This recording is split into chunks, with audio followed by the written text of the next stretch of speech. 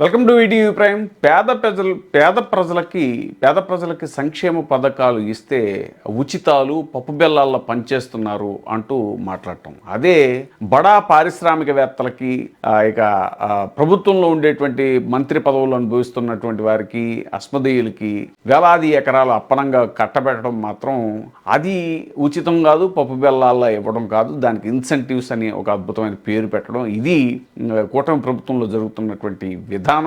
తాజాగా సమాచార గృహ నిర్మాణ శాఖ మంత్రి కొలుసు పార్థసారథి గారు తన నియోజకవర్గంలోని విలువైన భూములను కారుచౌకగా తన సొంత సంస్థ నితిన్ సాయి కన్స్ట్రక్షన్స్కి కూటమి ప్రభుత్వం చాలా అప్పనంగా తక్కువ ధరకి భూముల్ని కట్టబెట్టేసింది.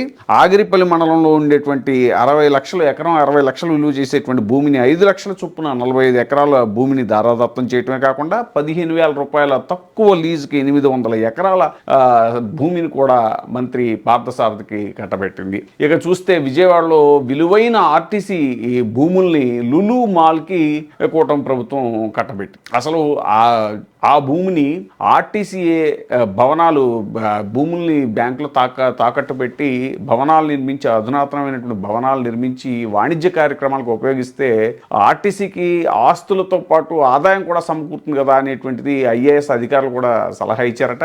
ఇకపోతే అత్యంత విలువైన భూమిని జనసేన ఎంపీ బాలశౌరి తనయుడైనటువంటి అనుదీప్ వల్లభనేనికి అవిషా ఫుడ్స్ అండ్ ఫ్యూయల్స్కి వాళ్ళకి చెందినటువంటి సంస్థకి మల్లవల్లి వద్ద ఎకరం 16.5 లక్షల చొప్పున 115.65 ఎకరాలని కేటాయించిందట కూటమి ప్రభుత్వం. ప్రస్తుతం అక్కడ భూమి ధర 90 లక్షలు ఉందంట ఎకరం. అంటే 104 కోట్ల రూపాయల విలువైన భూమిని జనసేన ఎంపీ బాలశౌరి తనయుడికి కేవలం 19 కోట్లకు మాత్రం కట్టబెట్టేసింది కూటమి ప్రభుత్వం అంటారు. మరి దీన్ని ఏమనాలి? పప్పు బెల్లాలు అనాలా? పేదలకు మాత్రం ఉచిత పథకాలు, సంక్షేమ పథకాలు ఇస్తే దానికి ఉచితాలని చాలా చీప్గా మాట్లాడి అదేదో చాలా పెద్ద అంతర్జాతీయ నేరం అన్నట్టుగా గత ప్రభుత్వం చేసిన పనులని కూటమి ప్రభుత్వం చాలా ఎత్తి చూపింది, చాలా ఎద్దేవా చేసింది. మరి ఇప్పుడు కూటమి ప్రభుత్వం చేస్తుంది ఏమిటి అని నిలదీస్తున్నారు రాజకీయ పరిశీలకులు, విశ్లేషకులు.